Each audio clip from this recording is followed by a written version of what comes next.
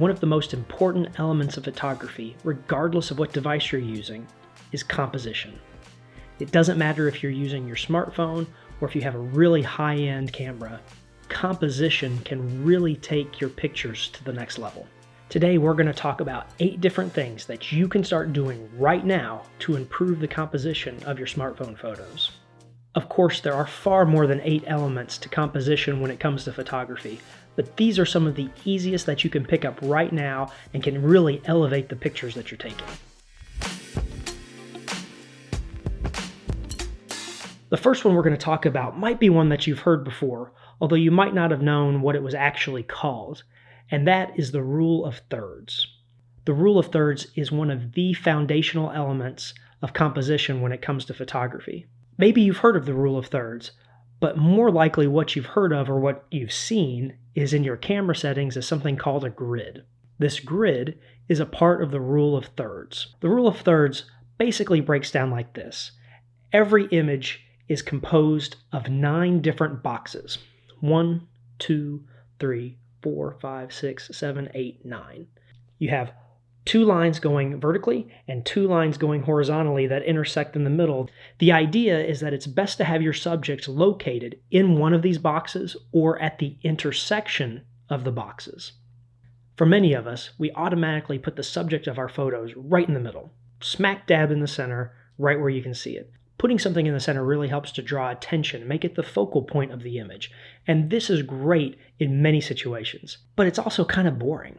Sometimes your picture's going to look a lot better if your subject is slightly off to the side at one of the intersecting lines, or maybe it's located in one of the boxes towards the bottom or to the side where you've got a lot more space to see kind of what's going on. Sometimes if you have a human or animal subject and you want to put them off to the side, you want to have them looking into the frame as opposed to out of the frame. It looks a little strange if they're looking out of the frame with all this empty space behind them, but if they're looking into the frame, kind of into that empty space, or maybe it's not empty space, maybe you've got something in the background, or there's trees, or river, whatever it might be, it really helps with the framing in a big way.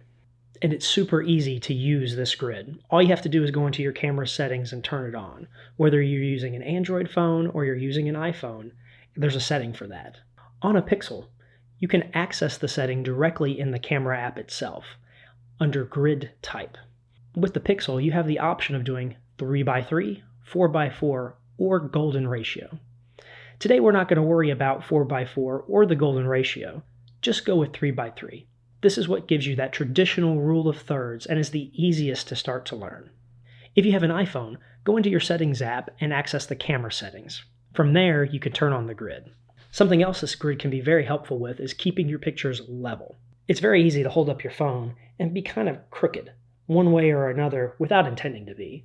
By using the lines, the grid helps you keep things straight.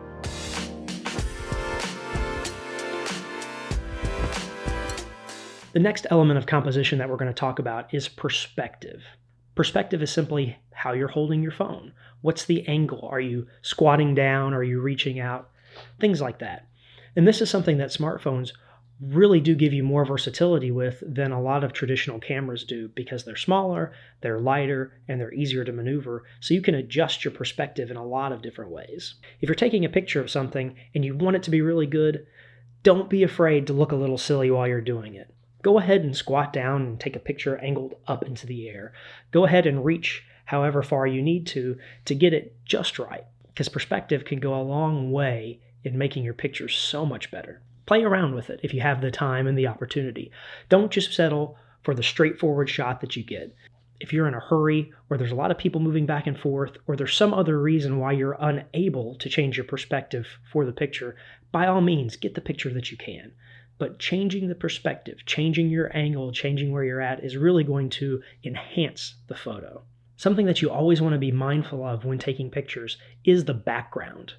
Is it too busy? Is there a lot going on? Does your subject kind of blend in? I mean, you don't want to take a picture of somebody wearing a green shirt in front of a green background where it just kind of doesn't stand out if you can't help it. Considering your background is incredibly important. Not only does it help your subject stand out, but it can also provide depth. When there are different things in the picture at various distances, it helps to create that depth. For instance, think about having an animal in front of some mountains in the distance. Something that's become popular in recent years with smartphones when it comes to the background is portrait mode. What's happening here is an artificial way to mimic depth of field. This is something that can be achieved with high-end cameras naturally, where the background is out of focus while the foreground or the subject is in focus. Now, smartphones don't have large enough sensors and the right lens setup in order to do this naturally in most cases. So everybody uses software on a smartphone in order to do this. Portrait mode is kind of hit or miss no matter what phone that you're using. Pixel phones and iPhones are two of the better ones when it comes to really good portrait modes, but even those don't always get things right. When composing your shot, be aware of all of the colors that are around you. Color really can help to differentiate what's going on, how it looks, and give you one of the best possible pictures that you can take. Go with things that complement or help things to stand out. This is very similar to the background. What's going on around your subject is something that you need to be very mindful of.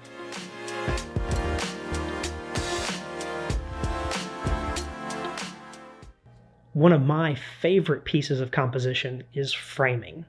Now, you can think of framing a couple of different ways. You can think of your phone's viewfinder as the frame, and you're kind of composing inside of that using the edges of that frame. But traditionally, what is meant by framing is using objects in the real world to frame your subject.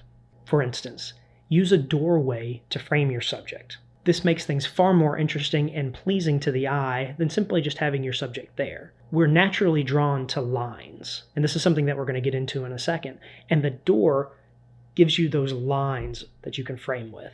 So get creative. Use whatever is around to frame your subject in an interesting way that makes it a little bit better than simply just taking a picture of the subject. Now, speaking of lines, this is another thing that you want to look for when you start taking pictures. These lines lead your eyes to something. Once you start thinking about the world in this way when you're taking your photos, you start seeing lines everywhere, whether it's the side of a road or the lines on a road, the edge of a building, a sidewalk, a television screen, a table.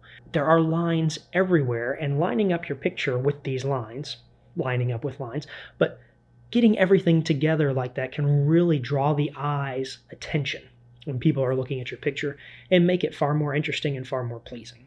One of the most fun things to think about when taking a picture is symmetry, things being exactly equal on both sides. I like to think of this as pretending to be Wes Anderson when you're taking a picture. I'm a Wes Anderson apologist, so I love symmetry. And symmetry is something that can make your pictures very interesting.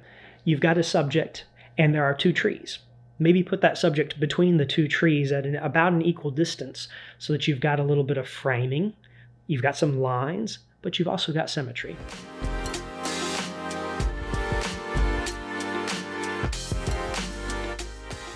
The last thing we're going to talk about today can be done while you're taking your picture, and it can also be done after you've already taken your picture, and that's cropping.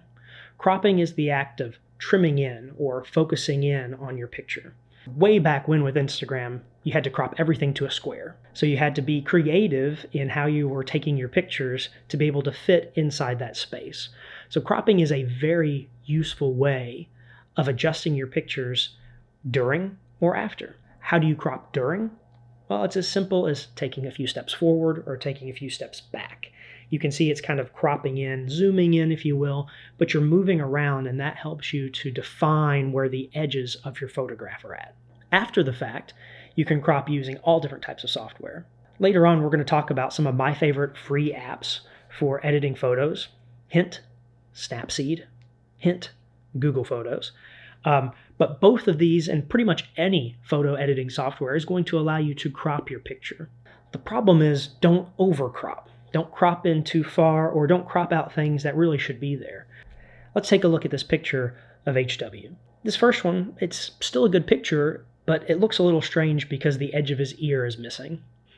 If I move over just a little bit, you can see it's fully in frame. It looks even better. This is something that you want to avoid when you're taking a picture live, and also if you're cropping after the fact. It can look strange if you're cutting off limbs or the tops of heads or things like that, if you're not intending to really compose in that way. Sometimes that's absolutely what you want to do. A lot of professional portrait shots or things like that might just kind of be part of the face. It might cut off at the side or might cut off at the arm, but it's framed in such a way that it doesn't look strange. So, composition. When you're taking your pictures, think about some or all of these elements depending on the situation in order to make your pictures even better. They're going to pop. People are going to be like, wow, I can't believe that you took that. I can't believe that you took that on a smartphone. That looks so good. Teach me how to do that. How did you get such a good picture? Composition can take you a long way in doing that. These 8 things are just a few of the ways that you can think about composing a picture to improve its quality. What are some elements of composition that I may have missed? What are your favorite ways of composing your pictures? Head down to the comments below and let's talk about it. If you enjoyed this video, please hit that like button, and if you want to see more from us, subscribe so that you can be notified of the latest mobile Shutterbug videos.